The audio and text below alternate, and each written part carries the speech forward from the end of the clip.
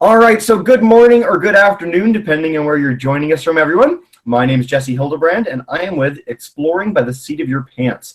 For those who don't know, we're all about bringing conservation, adventure, and science into classrooms around the world. Today, right now, we're joined by 3 classes from across North America. We might have a few more join us as time goes on, but I'm going to give them a chance to do a bit of a shout out. We've got a whole gang of classes in Virginia Beach, Virginia, grade 9s. Welcome, guys.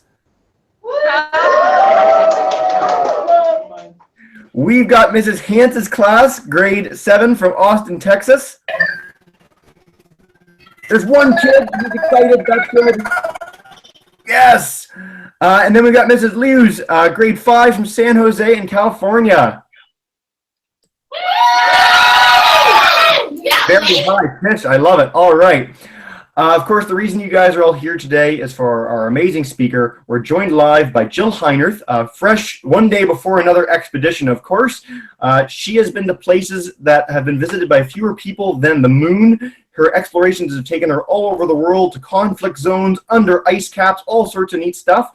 And today she's here to share a little story of Arctic on the Edge about one of our most threatened ecosystems in the world. So without further ado, thank you so much for joining us, Jill. Hi, it's great to see you all. I trust you can all hear me okay. You can just wave your hands if you can see me. Awesome. Okay, that's good. Yeah, I'm going to share with you a presentation today about some of the exploration work and documentation that I'm doing in the Arctic. And so to begin the presentation, I'm going to switch over to give you a screen view so that you can see some pictures and some short video content of work that I'm doing. And then I'll come back and give you lots of time for questions and interaction. So give me a moment to set up this screen share. And let's see, start screen share. And hopefully you can see that okay. Perfect, Jill. Oh, good. Okay. So yes, my name is Jill Heinerth, and I am a cave diver. Now, that's kind of a bizarre occupation. I'm sure you're wondering what exactly that is. My business card actually says explorer, so I think I have one of the coolest jobs on the planet. As a cave diver, I get to go to places like these. These are spaces inside the earth that are filled with water. And my diving partners and I swim through these environments to do very exciting types of science and documentation. So I work for organizations like National Geographic or even television networks like the Discovery Channel. I am also the Explorer in Residence for the Royal Canadian Geographical Society. And that means I'm Canada's Explorer, which is quite a cool job to have. And I get to travel across the country and talk to young people about exploration and also represent Canada on many explorations around the world. Right now, the exploration that I'm focused on this summer with the Royal Canadian Geographical Society is a project that I call Arctic on the Edge, l'Arctique à la limite, which is the French translation because we're a bilingual country here. And the area that we're concentrating on is Canada's north.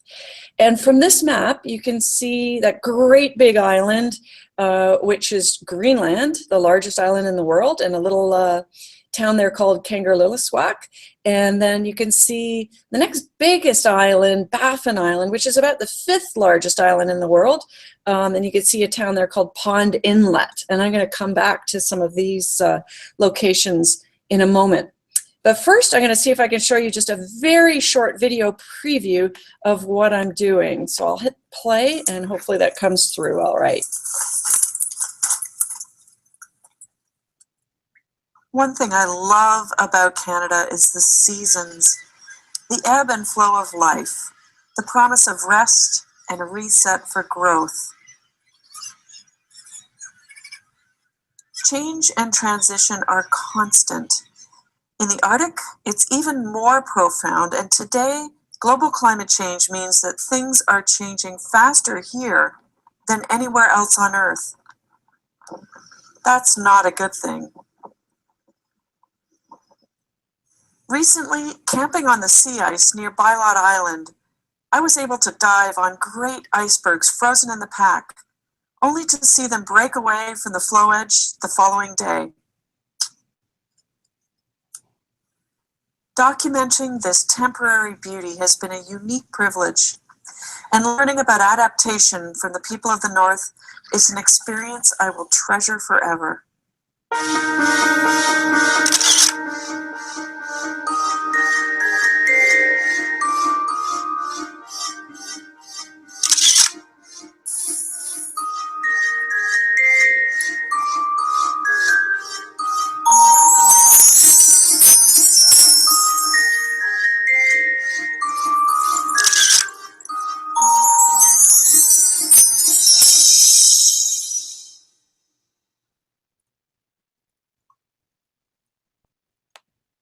So that's just a little visual preview. And why do I do this? And that's what I want to share with you today.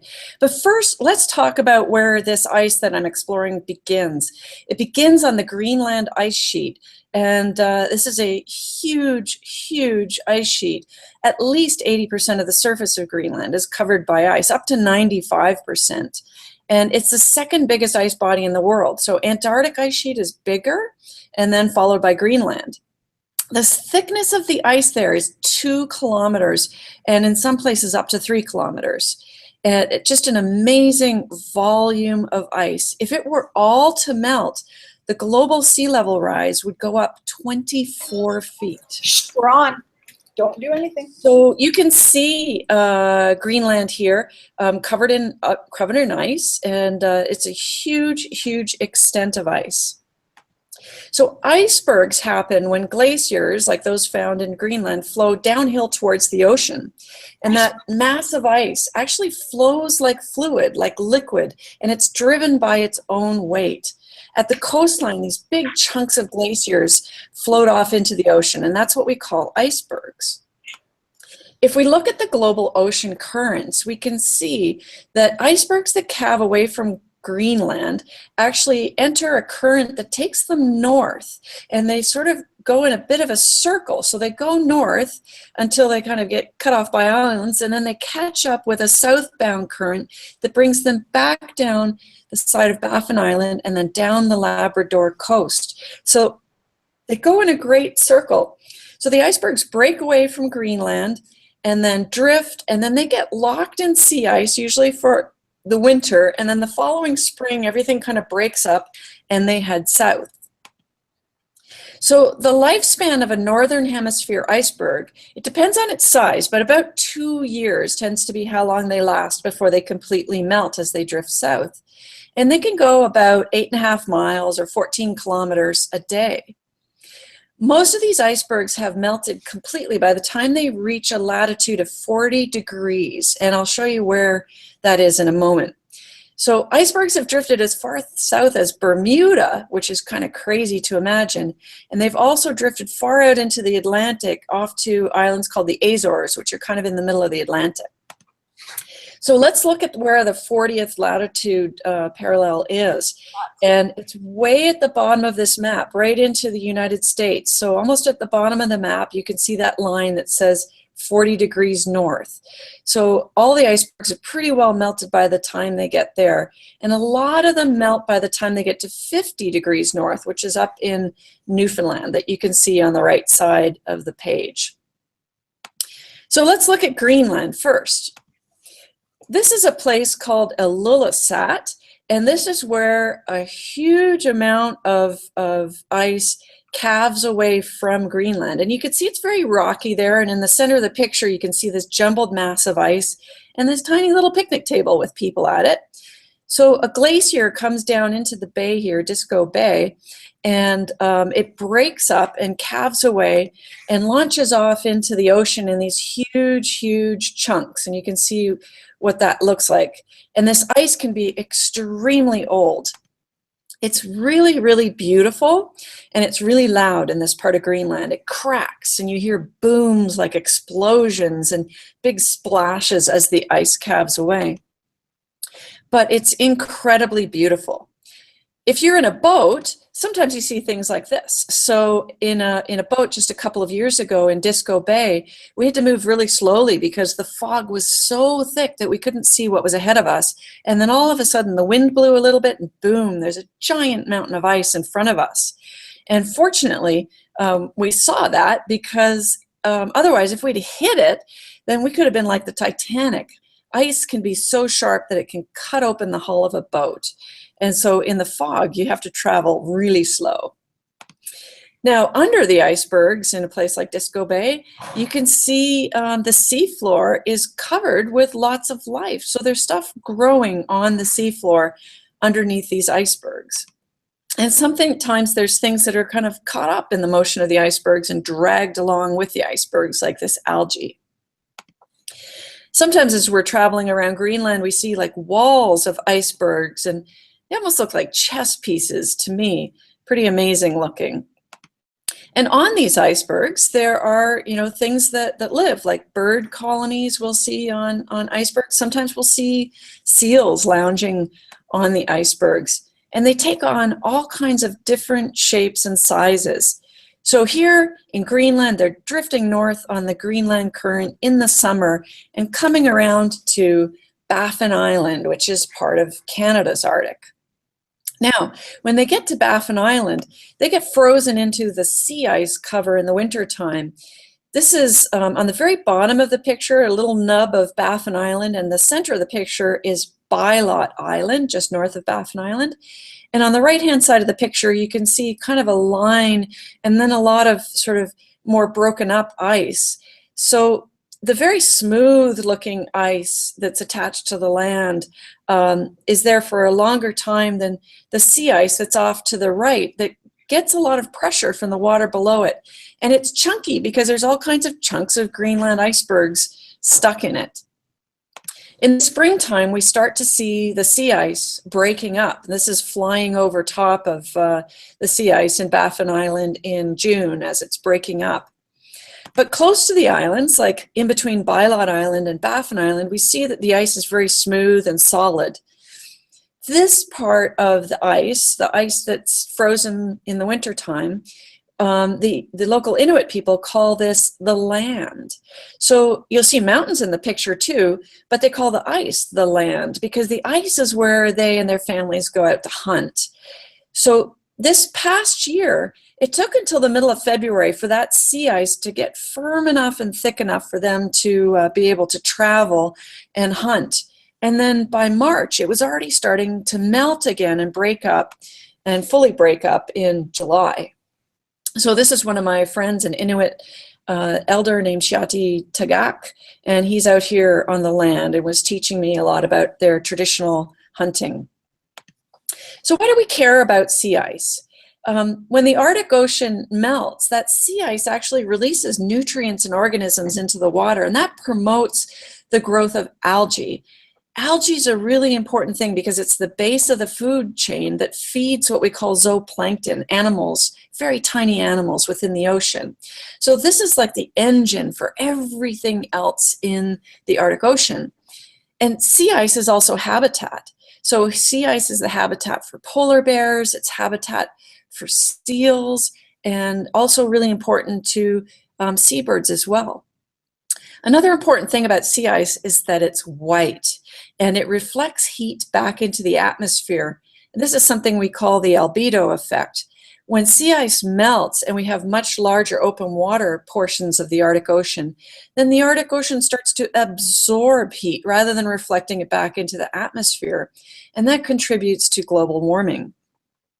So algae blooms from lots more sunlight, like don't necessarily make good nutritious food sources. So you might think, gosh, if there's more sun reaching the ocean, then more algae will grow and there'll be more food for zooplankton. Well, it doesn't actually work out that way, we've discovered, because when the algae grows fast and thick, it's not necessarily good nutrient quality algae. And so the zooplankton might eat a whole lot of that kind of algae, but it's not very nutritious.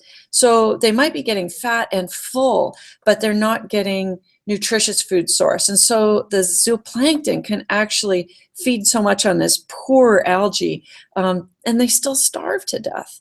So So fast-growing algae is not necessarily good. Sea ice is also important because it helps govern and regulate global ocean currents. And so we need sea ice to help promote the motion of currents around the Earth, and that transports heat and cold around the Earth to keep temperatures where they need to be. So this is what some of the algae looks like when it's stuck to the underside of the ice. And so when this ice breaks up and melts, it releases that algae as food. So sea ice matters. If it continues to melt, then there's not going to be any more sea ice in the Arctic Ocean. And some people have predicted that that can happen as early as the year 2040 or even earlier. And if that sea ice disappears, then polar bears, for instance, that live and hunt on there might disappear. They rely on the ice to serve as a platform for when they go hunting. And without that ice as a platform, they'll starve. So here's a polar bear that I photographed just about a month ago up in the Arctic, and he's right on the edge of the floe ice where the sea ice is melting and breaking up. And he generally will hunt seals. Now this is a skinny bear, in fact. This guy is what we call a transitional bear because he's just been released by his mother. He's probably about 2 years old, and he's looking to hunt perhaps for the very first time on his own. And he'll hunt at places like this hole in the ice that we've stopped at, because that hole is where a seal will poke his nose up and breathe every once in a while. So the polar bear will hang out just downwind from that hole, and when the seal pops his nose up to breathe, the polar bear will grab him and pull him up through the hole. So we actually saw a polar bear do this. So where this person is standing in the distance, you can see a blood trail. That's actually where the seal hole was, and the polar bear was hanging out. The seal poked his nose up through the hole, and the polar bear grabbed him and pulled him up through the hole and then dragged him across the ice and dropped him here in this pile in the front of the photo. And then he buried him in the ice because he was basically putting him in a freezer so that he could protect it from being stolen by birds or by other animals on the ice. And then that brown spot close to the front of the picture is where that polar bear probably took a dump. Anyway, so the polar bear needs this platform in order to find the seals, in order to hunt and satisfy himself. It's all part of the cycle of life. So sea ice is also important because if it melted, and remember I told you that if that northern ice melted, then the sea levels would come up 24 feet. America would look really different. So you can see here, Florida is kind of missing. Miami's in the middle of the ocean, and the water comes way up into America. And you can see that California looks quite different, as well as some of the coastal areas on the east coast of the United States. So it would change our landscape and our life tremendously. So when I went to Baffin Island, where on earth do you go diving on the sea ice? I'm sure you're wondering. So let me show you a quick little weather forecast here for Nunavut.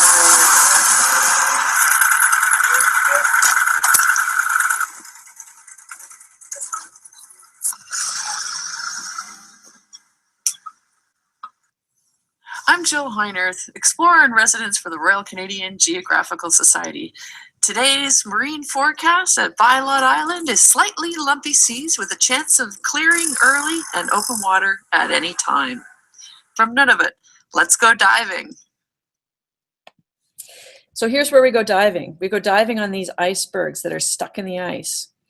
We also go diving in leads. So these are cracks in the ice when the sea ice is breaking up. And some of these leads, we've even crossed on snowmobiles in order to look around and cruise for dive sites. Some of the leads are really sharp cuts. They almost look like they're man-made, and they're not, actually. You can see this above and below. Here's what it looks like from below, and you can see all the ice algae on the bottom side of the ice. That's a natural split. Under the sea ice, we see these amazing animals, and we also see seafloor things like kelp and all kinds of crustaceans. We also dive on these icebergs that are stuck in the sea ice. And so that iceberg would be all the way from Greenland, and it's just spent the winter in Baffin Island, and now we're going to dive beside it and down below it. And you can see a really tiny diver in the frame here descending down. So these are really beautiful, beautiful, but transient environments, because every day the edge of the ice flow, the sea ice flow, is breaking away and drifting off into the ocean. Some days the sea ice edge looks like this, where you can see just a razor sharp edge and then black ocean beyond. In fact, this iceberg that we were walking on in order to scout it for the following day's dive disappeared overnight and just drifted off into the ocean. So this is really important stuff to learn about, because this sea ice is disappearing, and the way that things are melting is changing in the Arctic too. So right now we see a lot of water running through these Inuit communities on land close to the edge of shore, and they have running water that's coming from beneath these glaciers as well. And so that's a bit of a disturbing thing. They see the water melting, not just in the summer, but in the winter. So Labrador, as these icebergs drift south, they're driven by, windy weather and stormy seas, and they continue to follow in the current and drift south and melt and break up and roll a little bit. So the smooth part's been underwater, and that more craggy part has been more influenced by the wind. And these icebergs, every one of them looks different. Some of them look like ice cream sundaes, and pieces break off all of the time as they continue south. Animals, marine mammals, also move with the icebergs, and we see all kinds of whales and dolphins and wonderful marine life. Drifting down the Labrador coast, they also get to the island of Newfoundland. 90% of Newfoundland's icebergs started in Greenland, and those Greenland icebergs have advanced about 7 kilometers per year, calving 15,000 or so icebergs each summer to contribute to this journey of the iceberg. So these icebergs can be made up of snow that's up to 15,000 years old, packed into layers. So huge, huge icebergs make it as far as the Grand Banks of Newfoundland, some of them 100 to 200,000 tons. And the icebergs, they might be really cold on the outside, but they're even colder on their interior, up to like -15 to -20 Celsius. This year, the icebergs made news in Newfoundland because they were blocking shipping lanes. There were so many icebergs, so thousands and thousands of icebergs. And some people said, "Oh, gee, what's global climate change or global warming if there's all these icebergs?" Well, that's because they're all breaking away and drifting south.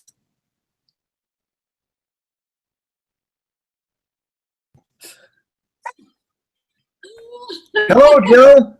You're back. Hey, can you hear me? I can hear you. Can you? Welcome. We can When see did I lose you? Did I lose you? You lost us. Halfway? I can tell. No, you lost us late. You were really good. Oh, I'll tell okay. you lost us. You had just finished talking about the icebergs choking the Newfoundland Channel, and then it was like Okay. one slide after that, and you were gone. So it's up to you. Do you want to Okay. finish? Do you want to finish the presentation, or do you want to go to Q&A, or what would you like to do? Let's go to Q&A. Okay. So thanks for the patience, guys. We're going to start with the Virginia Beach group. So if you guys have a question for Jill, come on up and ask it. All right, so who wants to go first? All right, Mac. All right. You want to stand up, or you can read out loud, because they can hear us. I'll Yeah. just read out loud. Huh? You want to read out loud? Yeah. All right, go ahead. All right. Did you almost give up? Yes. So yeah, I mean, in many ways. So I've experienced lots of failure in life, and having a career like I do is not always easy. Sometimes you don't know where the next paycheck is coming from. But I've also had experiences where I've been in very life-threatening situations where I almost gave up. But I've learned one thing in life, and that's that you might get overwhelmed with trying to figure out that ultimate solution, and it might just seem too big to deal with. But there's one thing that you can always do, and that's put the next best step forward towards survival, or the next best foot forward to any solution. And before you know it, if you keep stepping towards that solution, then you'll make it.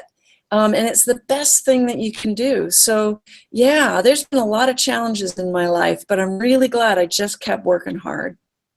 Great first question. All right, Mrs. Hans's class, we're going to try and see if the audio works. You guys have a question?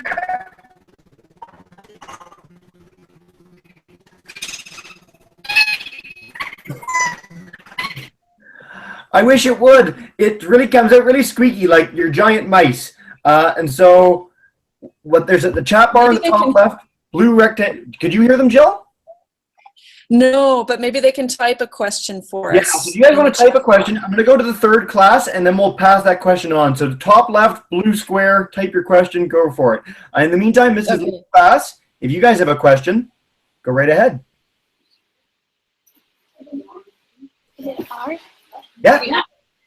How deep can Jill go in the ocean? Okay, so I've been 460 feet deep down, but I've also been like more than 2 miles inside of caves, so 2 miles from an entrance where I could come all the way to the surface. So that's a long way into the planet. Good question. Excellent. We had a fourth class join us halfway through. So Mrs. Thiessen's class, if you guys want to go ahead. Hi, my name is Siret. Go ahead. How do you know how old is the ice? Great question. So ice, like in these glaciers, like on top of Greenland, falls as snow every year, and it makes a layer that's a little bit different every year, and it gets packed and condenses and condenses and condenses from the weight of the next year's snowfall. So some scientists drill like cores down into the ice and pull out these giant long tubes of ice, and then they can actually count backwards in years, the years of snowfall, and they can also take a sample of one particular year, and they can look at the chemicals that are stuck in the snow, and they can do what we call carbon dating of that snow. So there are certain chemicals that have only been around in our environment for a certain period of time, and that helps them date the snowfall. So they can look back in climate all that ways, and so they can look back on our icebergs and say, wow, this one's 10,000 years old, or this one's 15,000 years old. So it's pretty cool. You drop a piece of that ice into your soda pop to take a drink, it fizzes and little bubbles come out of the ice, and you think, wow, I'm actually drinking the air from 10,000 years ago. So it's pretty cool. Good question. Thank you. All right, so Mrs. Hans's class, if the chat bar isn't working too, you can always send an email to me, and I'll pass it on to Jill that way, just in case. Before we go back around to the first class, we got a question from a class in Ontario online, and that is, have you ever seen anything interesting in your dive? Sharks, whales, animals? Oh, yeah. So, yeah, I see all kinds of big stuff. So I just got back from a trip to Mexico where I was diving with whale sharks, these enormous, huge spotted whale sharks. They're beautiful, but yeah, I've seen everything from bull sharks to humpback whales, giant octopus, moray eels, alligators down in Florida where I spend lots of times. So lots of dangerous animals, or what people fear in the ocean. But the bottom line is, I'm really not part of their diet. I'm not part of the food chain whatsoever. And when I'm swimming through that environment, I don't smell right, I don't look right, and I probably don't taste very good to any of those creatures. Now I see Mrs. Hans's class put a question up, and so I'll go ahead and answer that. Their question is, what is your favorite animal that you've seen in your adventures? That's a really tough one, but I think that my favorite animal is probably these things called mobilas. They are giant devil rays, so they're enormous stingray-like creatures. And I had a whole school of about 40 of them, and their wingspans were wider than I could have reached twice over. So probably 12 to 14-foot wingspans.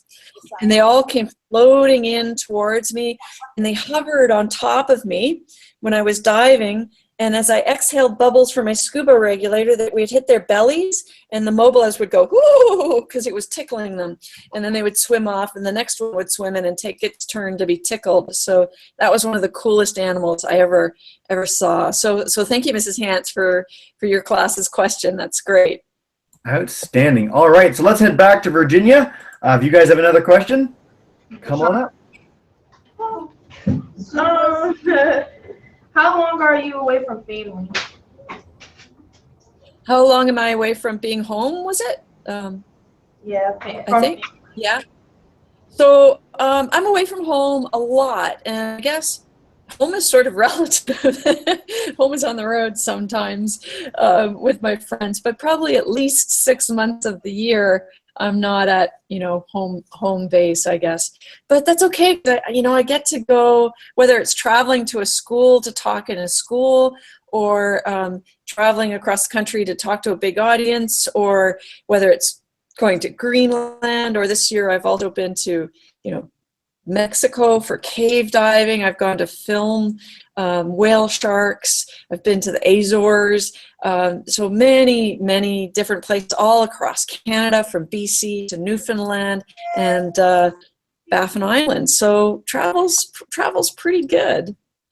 All right. I see someone else has a question here, and then I'll go back to Mrs. Hance's class too, because I see there's another one typed in the corner. There is actually, so we will go just with Hans because they came in really quick. Okay. So that is the next question is: do you know of any summer opportunities for students to explore and learn about climate change in the Arctic, especially? Okay, so Catherine wants to be a climate scientist. Boy, I'm not sure about internship opportunities, but let me just say this.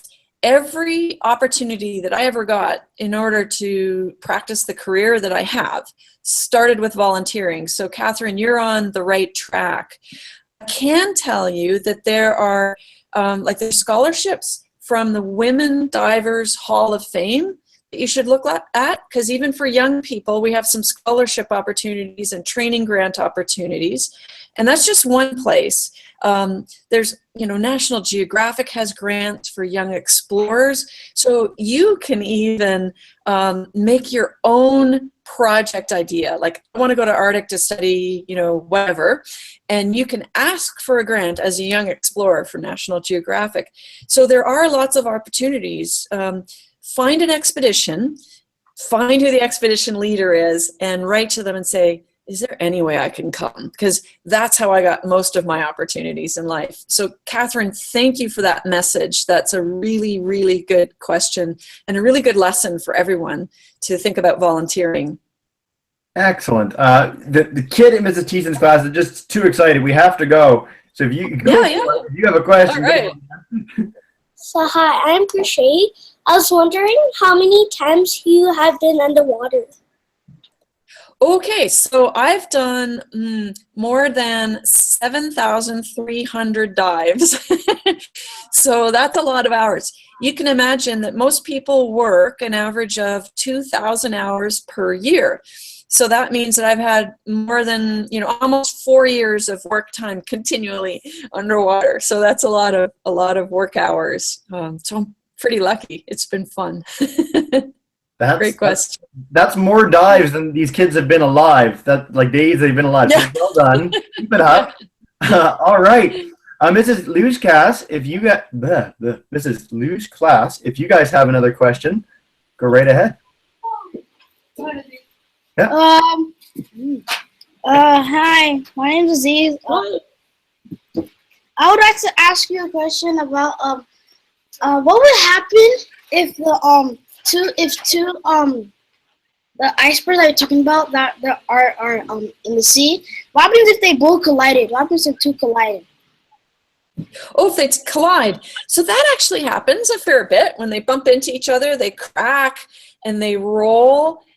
So in the year 2000, I was the very first person to go cave diving inside of an iceberg. And it was the largest iceberg ever recorded on our planet. It calved away from Antarctica. It was breaking up and breaking up and breaking up. And I went inside a piece of it.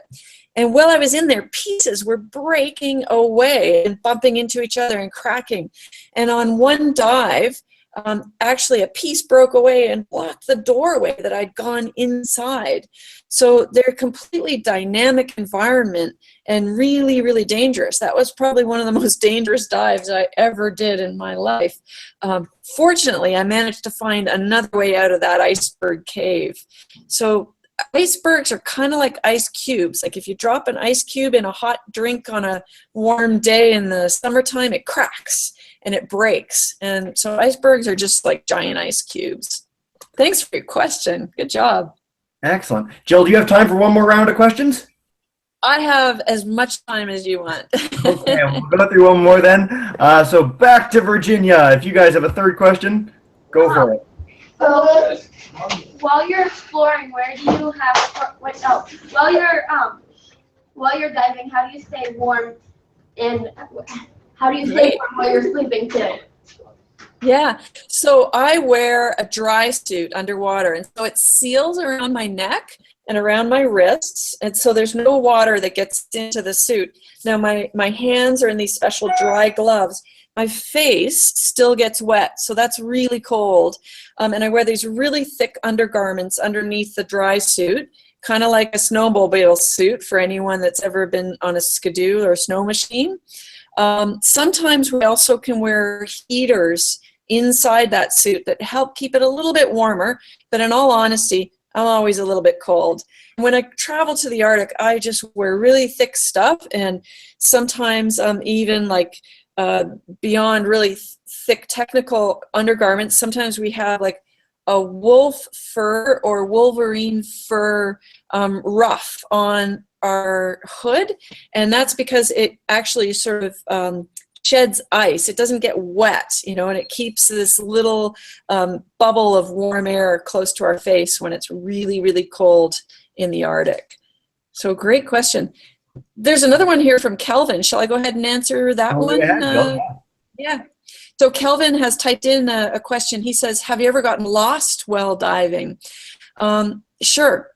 Now, caves are really dynamic environments. They're like the branches of a tree that go off in all directions.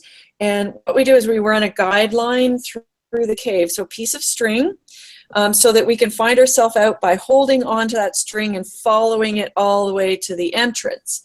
But it is still possible sometimes to, you know, lose your sense of direction. So that's why that piece of string is extraordinarily important, because you can always trust by holding on to that and following it all the way to the exit. Before the last two classes, there's another one online, which is, have you ever eaten part of an iceberg? Yes, well, yeah, I've taken iceberg ice cubes and put it into drinks, or I've sucked on them on the boat just because it's like a popsicle. So yeah, we've eaten icebergs. All right, this is Liu's class. If you guys have another question, come on up.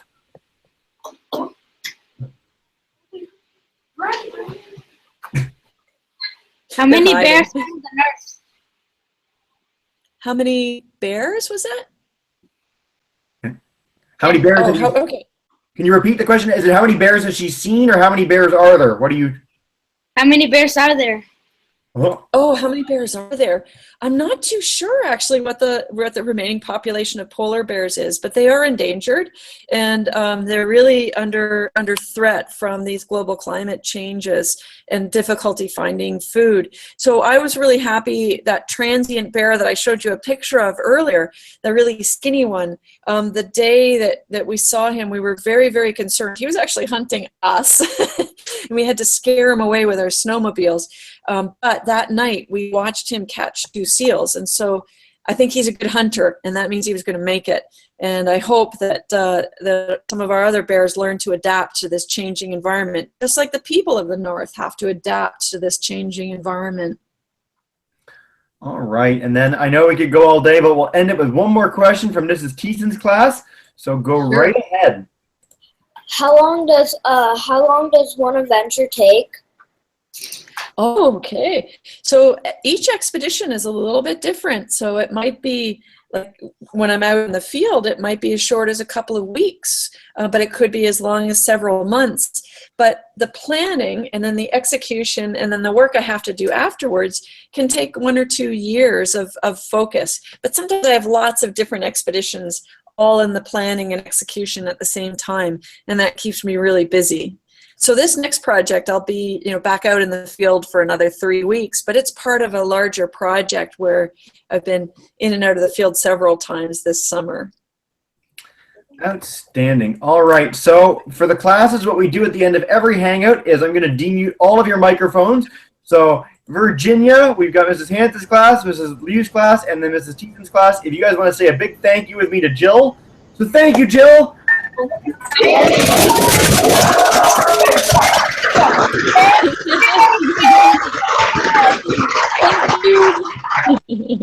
All right. So Jill, that was wonderful. Thanks so much for joining us today for the classes. Thanks for coming in an hour of your day with us and exploring by the seat of your pants. And we look forward to more of your adventures soon. All right. Thanks, everybody. Talk to you soon. Keep in touch. Right. Have a nice day, everyone.